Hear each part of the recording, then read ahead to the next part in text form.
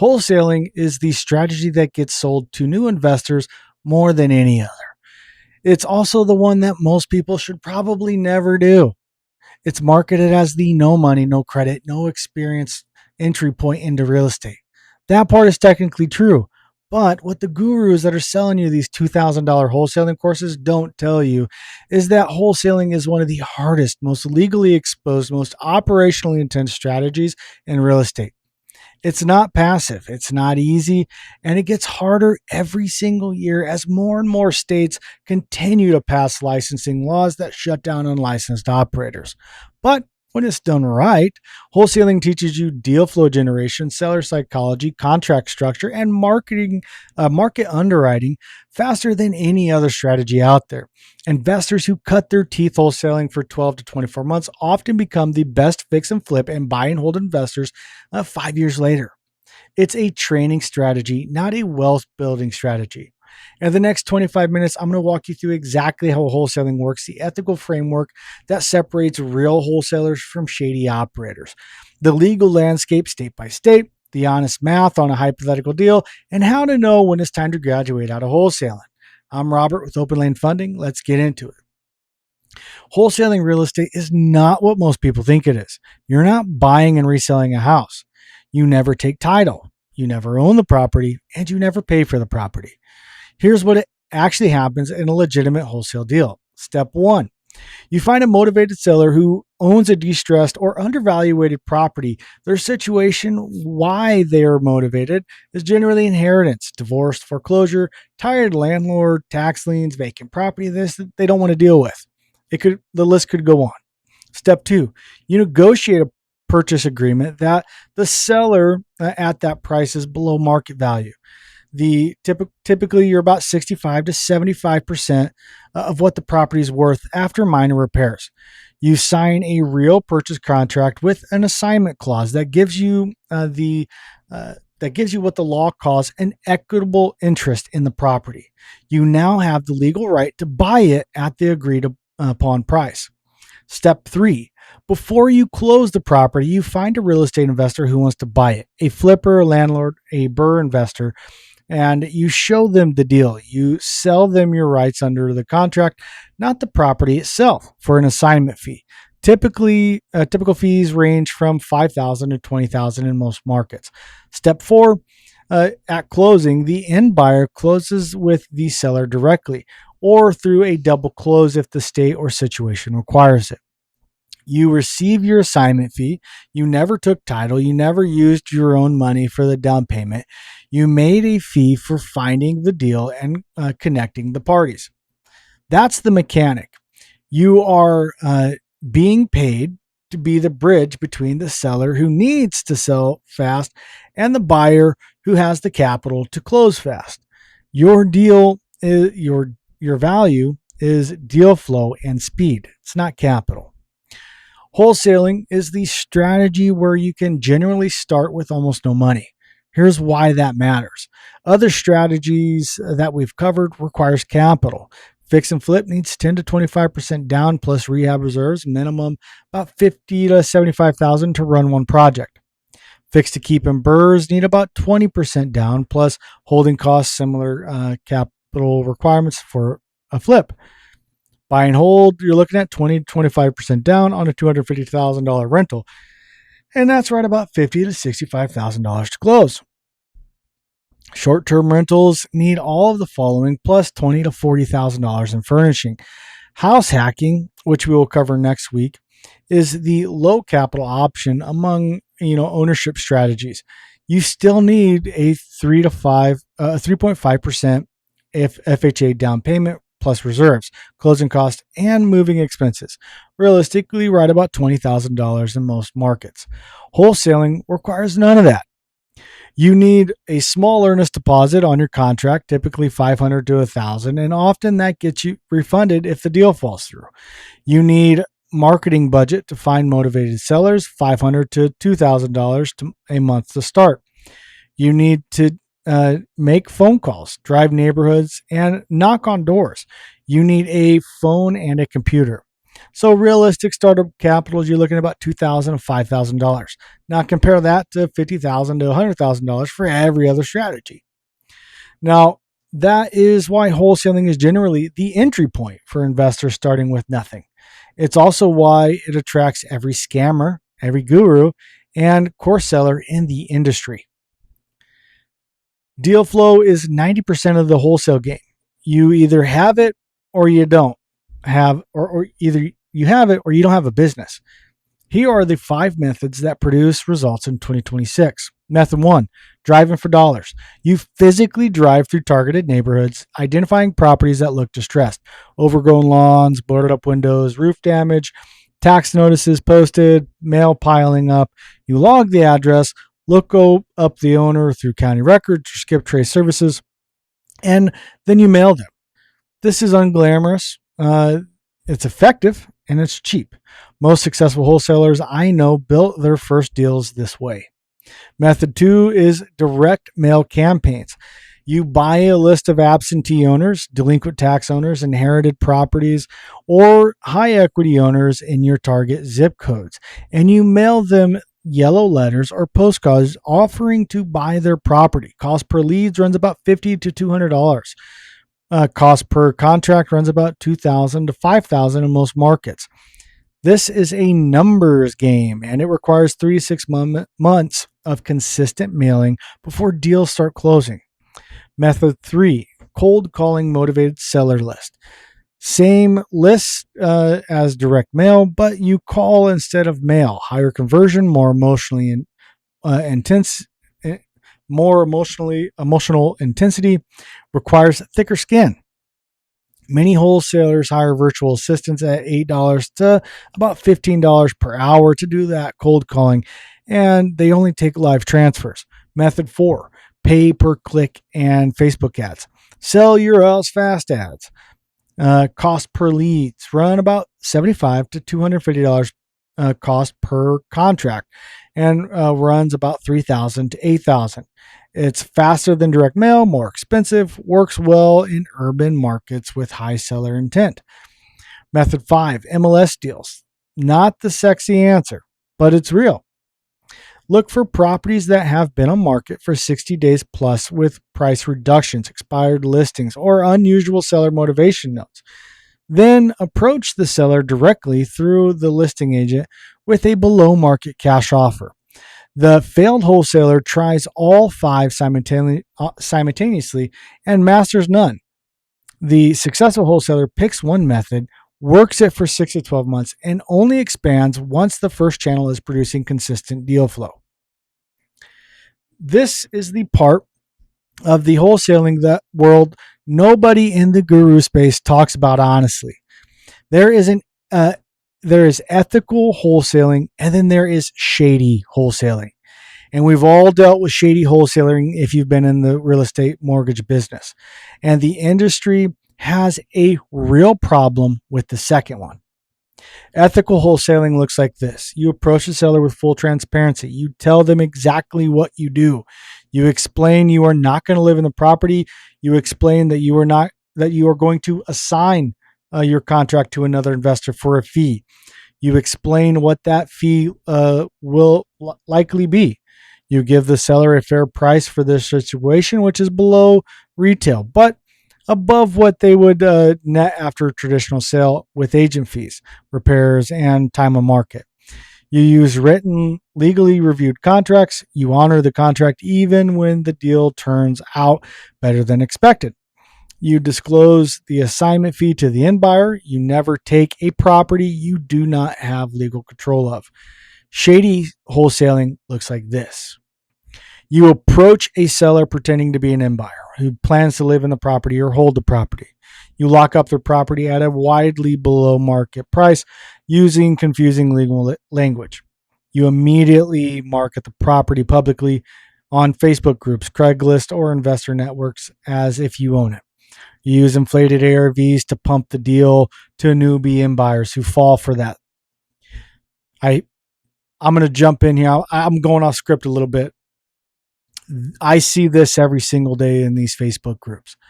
These wholesalers listing projected ARVs when in reality there's not a chance with the rehab budget that they say and the ARV.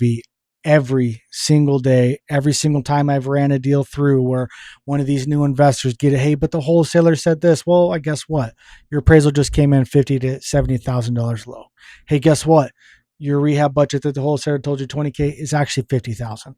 This happens all the time. It's one of the biggest reasons why I strongly dislike wholesalers. It's a way to make money, to learn it if you do it the ethical way. Just stay away from the shady side of wholesaling. It's real and it's there. Okay, I'm jumping back in.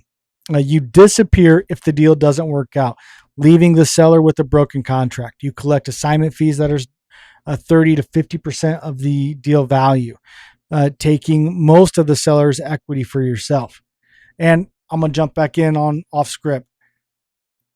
This is so bad that most lenders now are actually starting to restrict how much wholesalers can be paid because this has gotten really bad. There's some wholesalers that are getting a property under contract for $10,000, but then they're going to go collect a $50,000 to $60,000 wholesale fee. That is shady. That is greedy. That is unethical. Jumping back into it. The line between them is straightforward. You are being honest with the wholesaler. You are being honest with the buyer. And does your fee reflect a real value creation? The reason this matters beyond the obvious ethics of it is that shady wholesalers are the reason 10 states have now passed licensing laws since 2024. And more are coming. Every time a new law passes, every wholesaler in the state, ethical or not, is affected. The industry is regulated because of these bad actors. Now, if you are going to wholesale, be one of the good ones. Long term, it's the only version that works anyway. Sellers talk, investors talk, realtors talk. Reputation follows you. I'm going to take a quick pause here. I'm going to comment down below Wholesale 101, and I'll send you the ethical wholesaling contract framework that I recommend to my borrowers. And subscribe because next Wednesday, I'm going to be doing a deep dive on house hacking, the other low capital ownership strategy that gets first-time investors into their first property with as little as 3.5% down. Wholesaling is legal in all 50 states in 2026, but the rules have gotten dramatically more complex over the past 2 years. As of this recording, 10 states have laws specifically that regulate or restrict unlicensed wholesaling activity, and more are debating similar legislation. Here are the current tiering. Tier 1, effectively prohibited without a license. South Carolina is the most restrictive state. House Bill 4754, passed in 2024, defines wholesaling as a brokerage activity, and it requires a real estate license to legally wholesale, including double close transactions where you market to end buyers before you first close completes. Tier 2, license required to a small number of deals. Illinois, Kentucky, and Carolina now require licensing after 1 or 2 assignments per year. North Carolina's House Bill 797, effective October 1st, 2025, defines residential wholesaling and double closing as a brokerage. It carries a 30-day seller cancellation right and a Class 1 misdemeanor penalties for unlicensed activity. Tier 3, registration or disclosure requirements. Connecticut requires state registration effective July 2026. Pennsylvania's Act 52, effective January 4th, 2025, requires specific disclosures and gives consumers 30 days to cancel contracts. Maryland, Oklahoma, Tennessee, Ohio, and North Dakota all enacted new disclosure requirements in 2025. Tier 4, active enforcement without wholesale-specific statutes. Florida, California, and New York have no declared wholesaling statute but are actively pursuing wholesalers who market properties as if they own them. Enforcement typically happens through state real estate commissions and can result in fines, cease and desist orders, and criminal charges for repeated violations. Tier 5, generally permitted. Uh, this the remaining states follow standard equitable interest rules. You can wholesale without a license as long as you assign your contractual interest rather than the marketing the property yourself. You comply with the general contract laws. Two state-specific relevant to my audience. Two states specifically relevant to my audience. Washington, currently generally permitted under equitable interest in doctrine. No wholesale specific statute.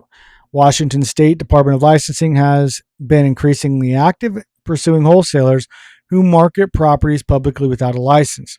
Watch this space. Legislation has been discussed but not passed as of August 2026.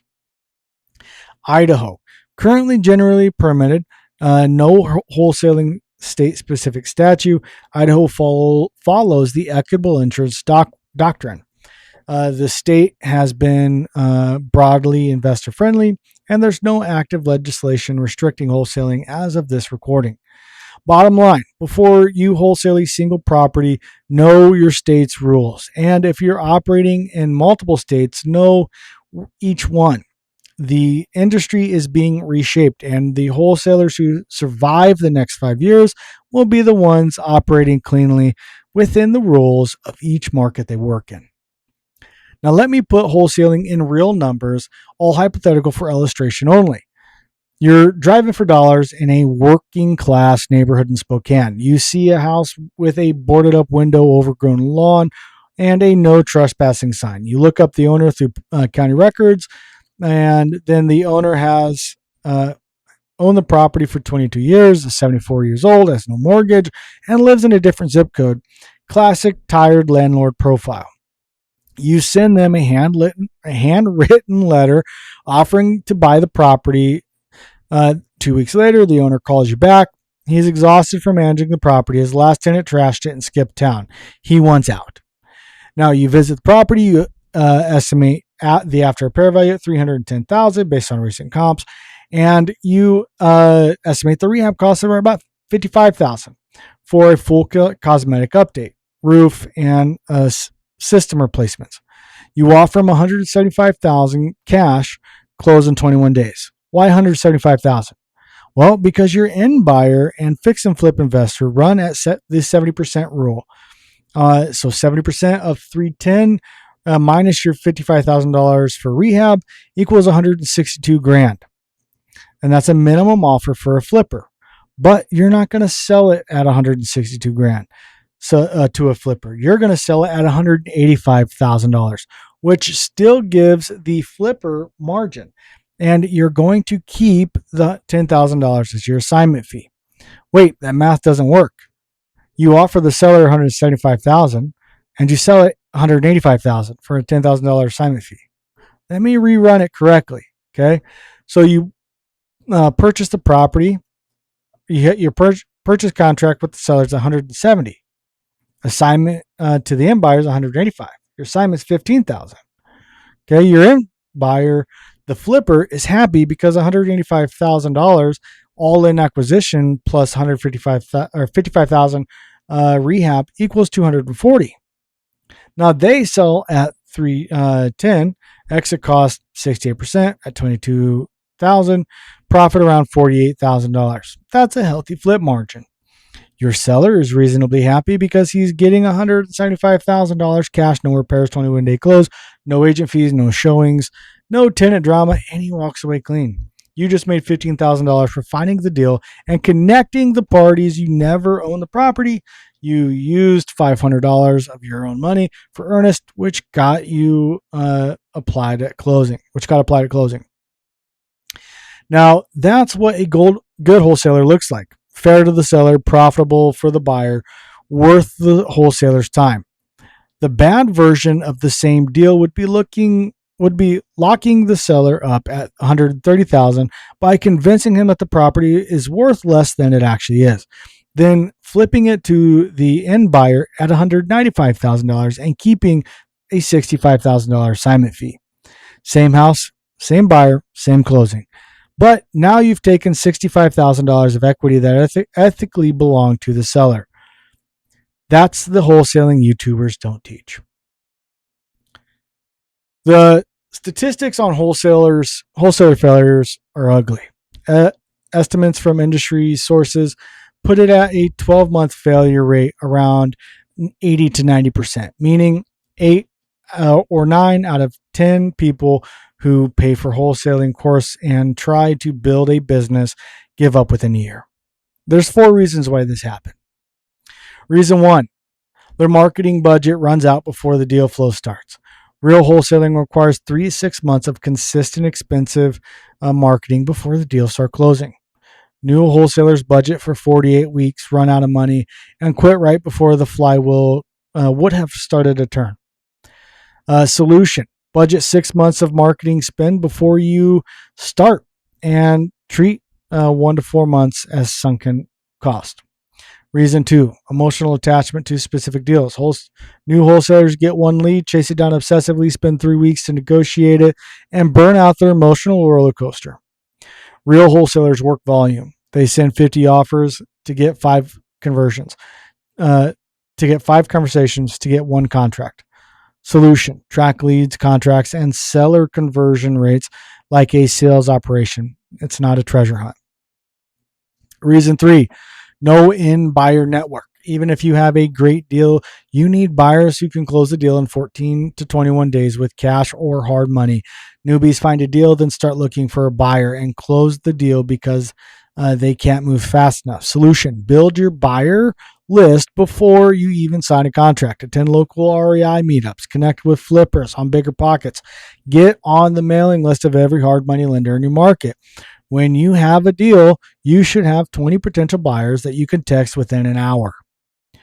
Reason 4, underestimating the operational load. Wholesaling looks passive from the outside. In reality, it's 40 to 60 hours a week of cold calls, driving neighborhoods, negotiating contracts, chasing and dispositions. And it's a small business, not a side hustle. Solution: treat it like a full-time operation from day 1, or just don't start. Here's the part almost no wholesaling guru will tell you either, because it hurts their course business. Wholesaling is a training strategy. It's not a wealth strategy. Most successful investors do it for 12 to 36 months and then graduate to something more scalable. Why do they graduate out? Reason 1, wholesaling doesn't build durable wealth. Every dollar you earn is an active income. You stop working, you stop earning. There's no cash flow. There's no equity buildup. There's no appreciation. There's no depreciation tax benefit. Wholesaling is glorified freelancing. Reason 2, wholesaling income is heavily taxed. Every deal is treated as ordinary income for tax purposes. Combined with self-employment tax, you're paying 35 to 45% on every dollar that you earn. Compared to long-term capital gains or tax advantages for real depreciation, wholesaling is one of the worst tax forms of real estate income. Reason 3, deal flow. You generate more value, more valuable to you. Okay, deal flow you generate is more valuable to you than the assignment fee. Once you're generating consistent leads, taking the wholesale fee is often the wrong economic choice. Keeping the deal for yourself as flips or rentals makes you 3 to 10 times more money over time. Reason 4, regulatory risk is increasing. Every year that passes, more states add restrictions. Building a business model that could legally could be legally undermined by a single state legislative session. It's a fragile foundation. So there's 3 signals it's time to graduate. Signal 1, you have 6 to 12 months of consistent deal flow and 30 to 90 days of living expenses saved. And you have the capital to fund your own deals now. Signal two, you've built a network of end buyers, lenders, contractors, and title companies. You know how to run a project from acquisition to disposition. Signal three, you're tired of the emotional intensity of wholesaling and want a strategy that compounds while you sleep. So when those three start converting your wholesale deals or when those three hit, make sure you start converting your wholesale deals into your own flips and then use those profits to buy your first keeper. Make sure you're following the 3-in-1 method that we covered in video 3 and then scaling from there. The best wholesalers in the industry either scale into massive marketing operations doing hundreds of deals a year, or they quietly graduate out of the after 24 months and becoming a fix and flip and a buy and hold investor. There's very little middle ground. Wholesaling is the right strategy for you if you have less than $10,000 to invest but you have 40 hours a week of available time. You're willing to make 100 to 300 cold outreach touches a week for 6 months before your first deal closes. You can absorb emotional rejection and rebound the same day. You're operating in a state with the regulatory environment is favorable or at least neutral. You have a clear graduation plan to move into ownership strategies within 12 to 36 months. Wholesaling is not for you if you want a passive income. You're capital rich and time poor. Just buy rentals directly at that point. You're operating in South Carolina, Illinois, or North Carolina without a real estate license. You're not willing to do the marketing and cold outreach work that's required to generate deal flow. You're looking for a get rich quick strategy. This is not going to be one of those. Bottom line is this: wholesaling is a legitimate and valuable entry point into into real estate for the right person. Let me reemphasize that, right person with the right ethics and the right state and with the right graduation plan. Done well, it's one of the fastest ways to learn deal flow negotiation and market underwriting in the entire industry. Done poorly, it's a way to burn 12 months of your life and $5,000 to $10,000 of marketing money while learning nothing. So comment Wholesale 101 below for the ethical wholesaling contract framework if you're generating wholesale deal flow right now and ready to graduate into flipping or keep your properties for your own. Call or text the number on my website, which is openlanefunding.com, or it's 208-215-9936. For bridge and fix and flip financing as well, this is what I do every day. So I can help you run a lot of stuff. If you're an investor looking to start getting some financing, I offer free feasibility reports. That, market underwriting that I talk about, I can do that for you. That's part of my job. I underwrite deals all day long, 5 to 7 days a week. Most of the time, 5 days a week. I try to take the weekends off, but I underwrite these deals for individuals. I tell you what the possibility of getting your numbers back. I'm not going to be a wholesaler. I'm going to be impartial. My job is to make sure that you have the best setup for you. But other than that, I'm Robert with Open Lane Funding. Thanks for watching me on this Wednesday. I'll see everybody on Friday. Have a great one.